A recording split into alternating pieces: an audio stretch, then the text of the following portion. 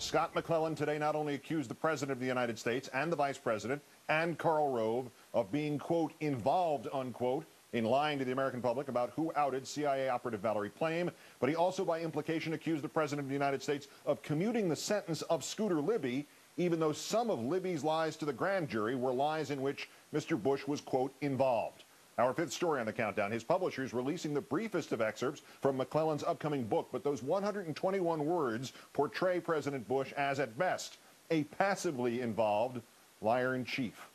The timing of the release of the McClellan excerpt flapping with irony, having commuted Mr. Libby's sentence for his role in the scandal earlier this year. This morning it was time for the annual pre-Thanksgiving commuting of the turkeys at the White House. Same effect as a pardon, so that's what Countdown is going to call the photo op for the rest of the Bush administration. The president's former press secretary, in an excerpt of his upcoming book, What Happened, posted on the website of its publisher, recalls the time he spent stonewalling and lying, he says unknowingly, about the involvement of top White House officials in that leak. Quote, "The most powerful leader in the world had called upon me to speak on his behalf and help restore credibility he'd lost amid the failure to find weapons of mass destruction in Iraq. So I stood at the White House briefing room podium in front of the glare of the Klieg lights for the better part of 2 weeks and publicly exonerated two of the senior-most aides in the White House, Karl Rove and Scooter Libby. There was one problem. It was not true. I had unknowingly passed along false information, and 5 of the highest-ranking officials in the administration were involved in my doing so. Rove, Libby, the Vice President, the President's Chief of Staff, and the President himself." A lot to get here on this. John Dean on how smoking this gun is and what use it may be towards establishing, inevitably, what did the President know and when did he know it? Eugene Robinson on who, if anybody in politics, will pick this up and run with it. And let's start with our MSNBC correspondent, David Schuster, who has covered the CIA leak scandal for us since its beginning. David, good evening. Good evening, Keith. If not the first time that President Bush has been implicated in this, is this the first time and the most direct link has been offered by anybody who was a principal who would have known what was going on? Yes, it's the most direct link of President Bush to the public lies told by the White House. And you have to remember, Keith, that at the time that Scott McClellan was denying that Karl Rove and Scooter Libby had been involved in leaking classified information, McClellan had reason to be suspicious about both. He first cleared Karl Rove, and then Vice President Cheney demanded that Scott McClellan publicly clear Scooter Libby. And the trial evidence from Scooter Libby's trial produced evidence that, in fact, Vice President Cheney wrote out talking points for Scott McClellan to clear Scooter Libby. The key question in all of this is, what kind of conversation did McClellan have with President Bush? Did McClellan say, you know, I'm a little worried about this, and the President said, hey, the Vice President wants you to do this, go ahead and do it, or the Chief of Staff wants you to do it, or Karl Rove wants you to do it? But the Libby trial evidence, Keith, again, this is not the first time that it has shown that President Bush was involved. The Libby trial produced evidence that President Bush, in June of 2003, was interested, according to Scooter Libby's grand jury testimony, in the very first New York Times column that mentioned the possibility of problems with the State of the Union speech and mentioned that an unnamed ambassador had undermined the State of the Union because of a previous trip to the government of Niger. And then in July, according to the Scooter Libby testimony, July of 2003, Vice President Cheney asked Scooter Libby to leak classified information to New York Times reporter Judy Miller, and that Cheney was doing so at the behest of President Bush. So you've got 2 instances already of the president being involved in the strategy, and now, of course, you've got evidence of the president being directly involved in the cover-up on the eve of the criminal investigation and at a time when the public knew that there was a criminal investigation, and there was Scott McClellan saying nobody in the White House was involved. The 2-week period to which Mr. McClellan is clearly referring to in that excerpt, September 2003, he told reporters that Karl Rove and Scooter Libby never leaked the identity of Valerie Plame, and he also said that the president knows Mr. Rove was not involved. Does the timing of that excerpt and the nature of what he's written here raise the possibility that the president had known about Rove and Libby's involvement when he said, and it was September 30th of that year, 2003, the quote exactly was this: "I don't know of anybody in my administration who leaked classified information. If somebody did leak classified information, I'd like to know it, and we'll take the appropriate action."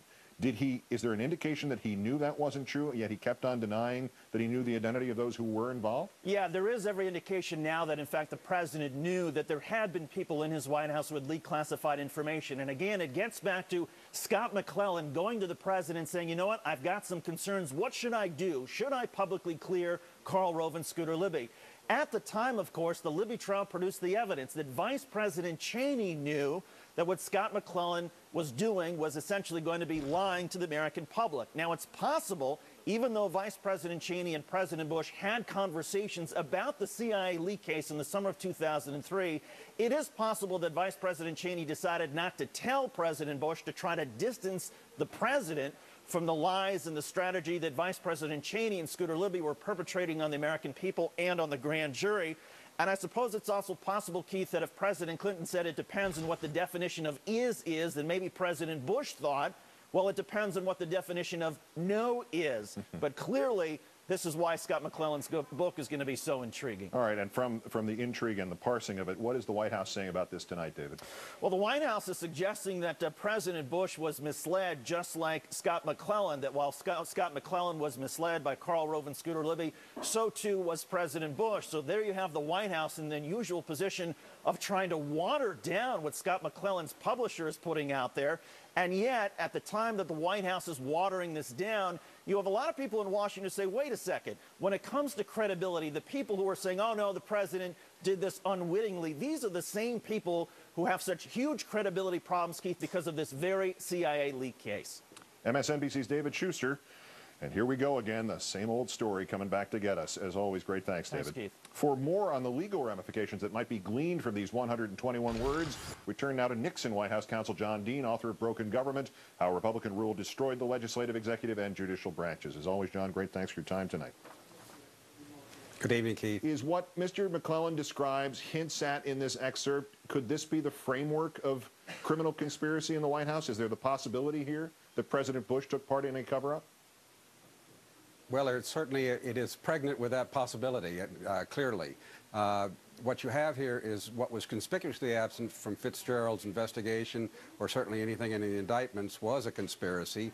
And there is a very clear statute, 371 of the Criminal Code, that says if two or more people get together to defraud the government, and this is a very sort of thing, it could be defrauding the government by denying honest information to the government, that indeed is a very serious felony. So there indeed is the suggestion here.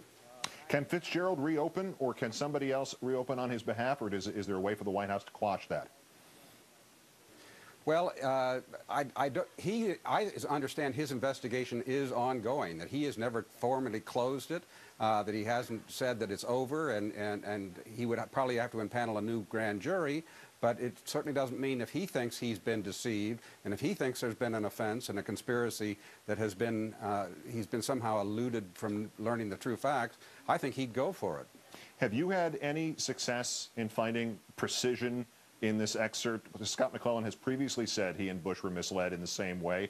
We just heard what David Schuster was reporting about the White House reaction tonight. Dana Perino said this. The publisher has said this. Does that mean Bush was not there for the origin of the lie, but Cheney was, or Rove, or Libby, or Andy Card? Is there anything specific in this? Well, there's very little that's specific in this. I actually thought about calling the publisher today. He's a very able publisher, Peter Osnos at Public Affairs, good journalist. He knows exactly what he's doing. But if he says there's not much more, and that's the indication, I think that's maybe why they put this out as a good tease to get bookstores interested in the book. Is there a straight line, do you think, or does this give us any better suggestion or throw any better light on whether or not there is a straight line from the lie to McClellan, or whoever originated that, and Libby's lies to the grand jury?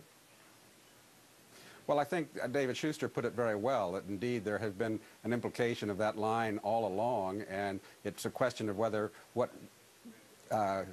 he adds next in this very pregnant clause or few paragraphs he's put out in the book. It could well be a direct line. We just don't know at this point. But to that point, David Gregory reporting earlier tonight from the White House that there's not going to be a retraction from McClellan, but it's also unlikely that the revelations would go any further. The phrase was the former press secretary is not going to be taking a hatchet to the president.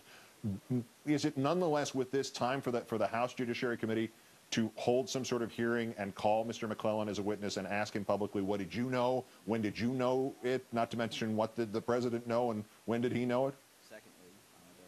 Well, if the situation were reversed and the Republicans were in control, you can be sure they would be running something like this down from the Clinton administration.